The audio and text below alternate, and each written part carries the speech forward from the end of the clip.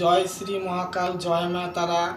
আমার প্রিয় বন্ধুরা, আশা করি ঈশ্বরের কৃপায় আপনারা সকলেই ভালো আছেন, সুস্থ আছেন, শান্তিতে আছেন। আজকে আমি মহাশক্তিশালী টোটকা নিয়ে এসেছি, বহু পরীক্ষিত। আমার বন্ধুবান্ধবকেও দিয়েছি, ওরা উপকার পেয়েছে, রিলেটিভকেও দিয়েছি, উপকার পেয়েছে। তার জন্য আজকে আপনাদের শেয়ার করছি।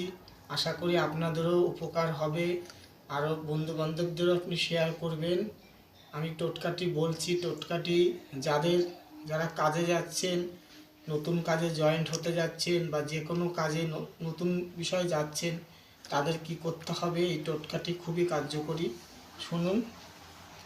এই যে একটা পাতিলেবু দেখছেন, এই পাতিলেবুটা এরকম পেরেক দিয়ে এরকম করে ফুটো করে, এই দেখুন, এই একটা এরকম ঢোকালাম।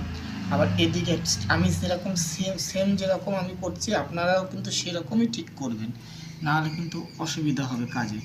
এই দেখুন, এরকমভাবে এইভাবে পেরেক দিয়ে ফুটো করলে কি হয়, এটা ভালো ইজিভাবে ঢোকে।